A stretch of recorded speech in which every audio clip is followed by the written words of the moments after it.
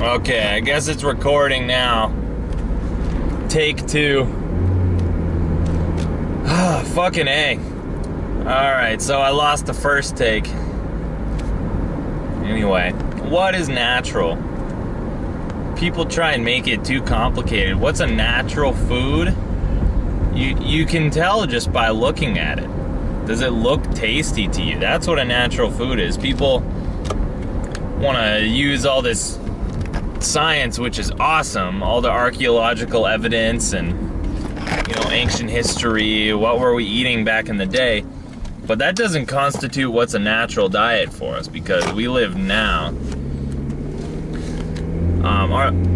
This archaeological evidence tells us what was natural for us back then, when we didn't have an abundance of food and we didn't have all this control over our surroundings that we now have. So what might have looked delicious to people back then might have been, cattle. That looks fucking tasty. You're hungry. You have chronic, food scarcity your whole life. Food is scarce, and you eat and eat whatever you possibly can. They're munching on just whatever vegetation is around them, just stuffing it in. And for calories, they had to kind of rely on animals for some time, especially like after we left the jungles where we originated from. So, what might have been natural back then isn't natural for us now. You don't look at a cow and say, wow, that looks delicious. I guess if you were hungry or starving, yeah, a cow would look really appetizing to you, but most of us are not in that state. We have control over our surroundings now. We live in an agricultural society, and kind of skipped, the horticulture as our main source of subsistence. I don't know if that was just happened for a really short period of time, or if horticulture is the future. I don't know. But agriculture is really where we're at right now. So today, a natural diet, the most natural food for us is fruits, of course. It's the food that looks good.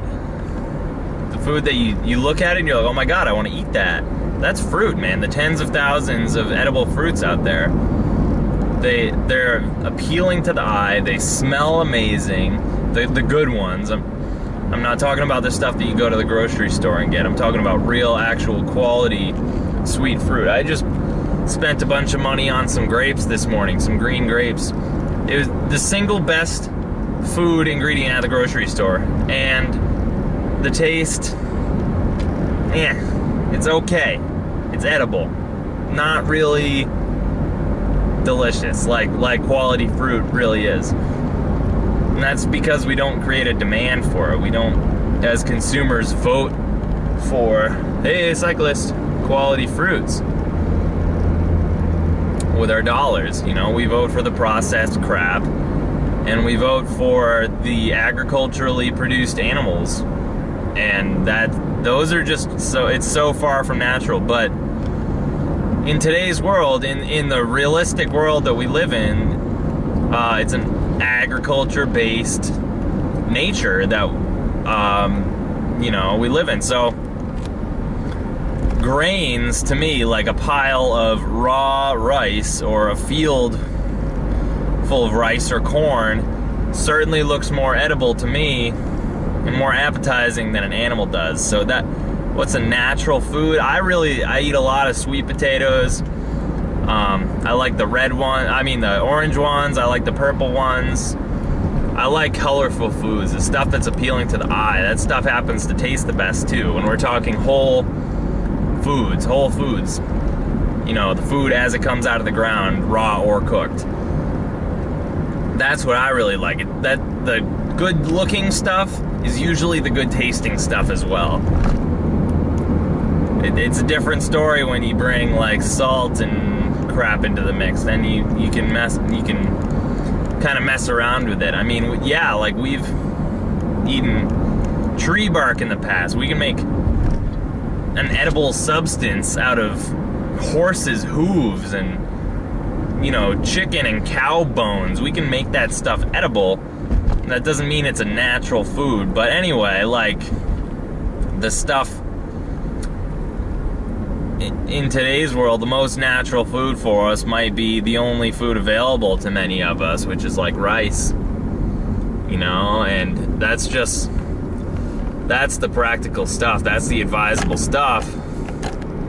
Might not be the best in possibility, but it's better. And you know, a lot of the starches that we eat that are scientifically, by the data we're available, that we're able to gather, a lot of that data shows us that the starches that civilization has been based on are the healthiest staples in one's diet, but we don't have that data on fruit.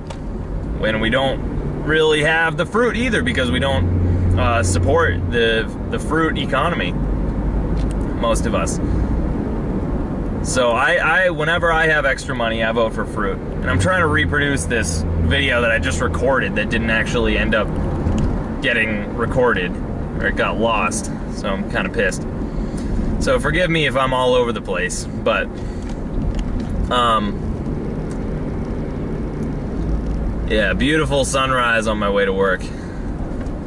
Man, just trying to think of where I was going with that video.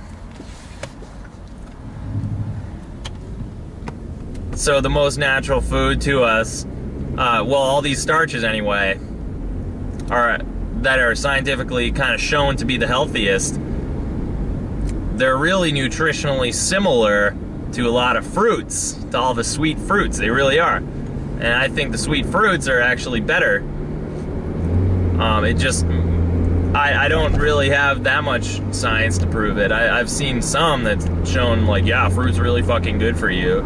It's pretty much the only thing we can agree on is, like, fruits and vegetables are good for you. There's some crazy fucking quacks out there that think fruit's bad for you, but really the science is only, nutritional science has only proven one thing. Fruit and vegetables are good for you. So, I think fruit's the way to go, man. It's way better than starch, nutritionally, you know, and designing a society around a raw, fruit-based diet, a fruit-based way of living is really the most promising design we have for our future on this planet. And it's just a really empowering philosophy as well. Really empowering philosophy. Like, we have this choice now.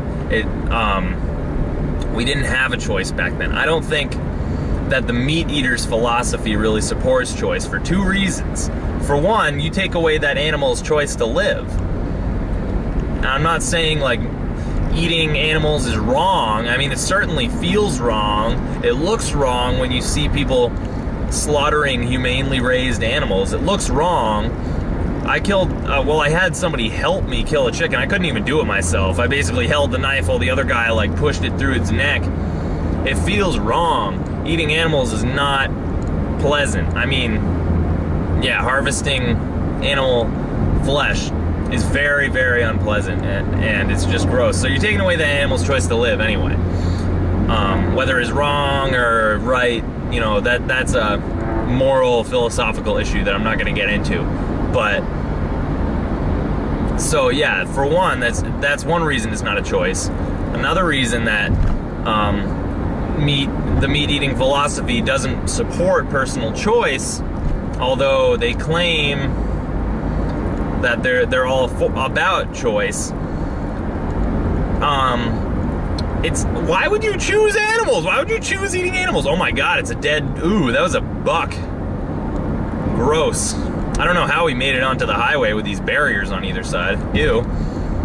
Does that look appetizing to you? That looked nasty. I mean, probably wasn't dead for more than like 12 hours. It's probably good meat in there if you cook it up, which you'd have, you know, meat, you can't even eat it raw. It's just like, it's not an ideal food. Everybody knows that.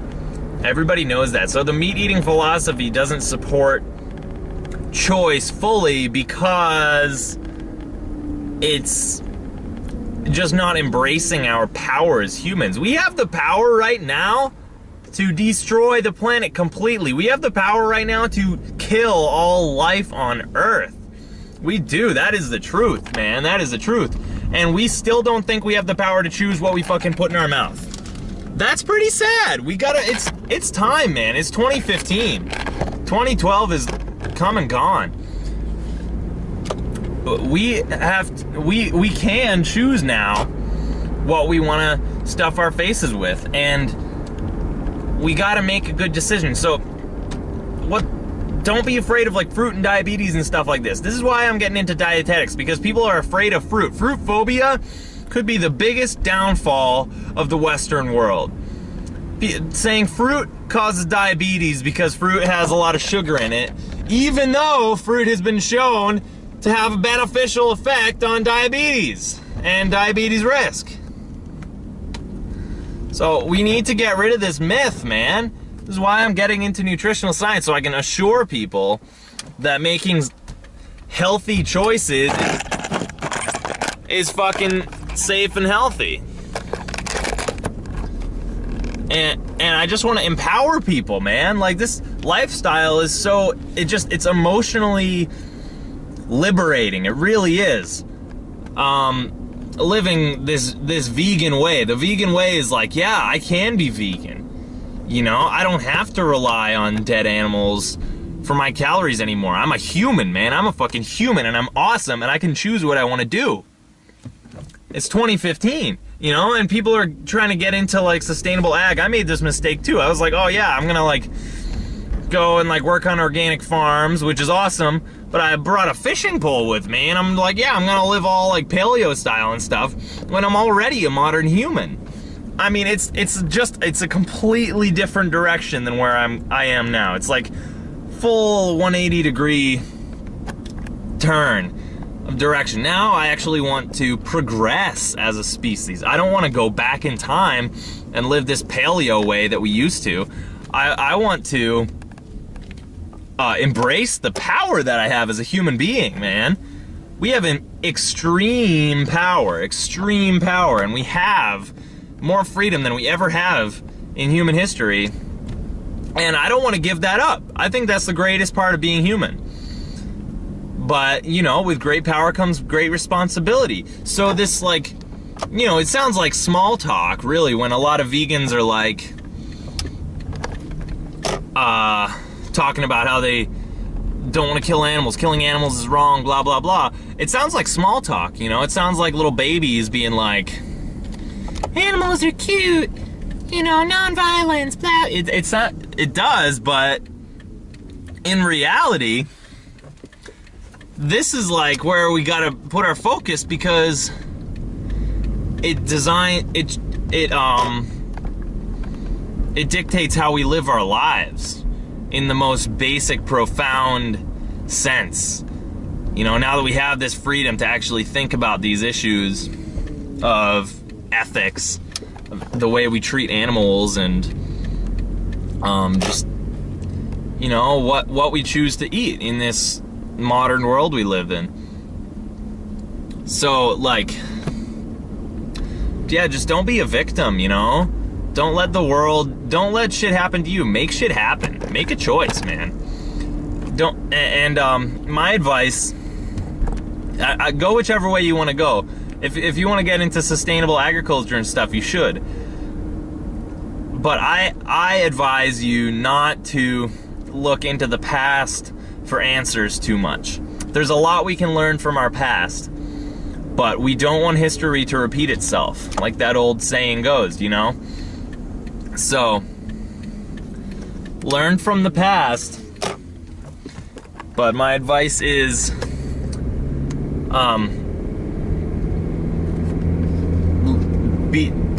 make progress as humans. We don't want to go back to where we were. It's only gotten us where we are. We need to make progress. And I believe we should live in a high technology world using natural technologies, spiritual technologies like yoga, technologies like the bicycle, you know, technologies like horticulture, like fruit propagation. These kinds of natural, organic technologies are good. We're intelligent, and intelligence is going to guide us. And yeah, I think I've said all I need to say. Eat fruit. Eat fucking fruit. Fruit is the best food on the planet. It will save the world. It will make everything way better.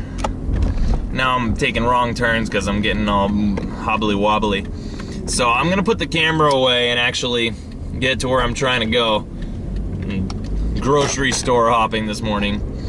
Getting the good grapes, getting the good figs, and then I'll be off to work. Yeah. So, yeah, I'll let you guys go. Thanks a lot for watching. I'll post more videos soon with more thoughts on this stuff. It's a great concept, one that we should explore, and it's just empowering. It's empowering as really makes me feel good. It'll make you feel good too, emotionally, physically, mentally, and it'll create a better world. It'll create a more sustainable world. This symbiosis, a symbiotic relationship. We humans could be, you know, the best. We are the best. So let's create the best world for us and for all the other creatures too. All right, peace and plants to you all, and be healthy. Thank you very much for watching. Peace.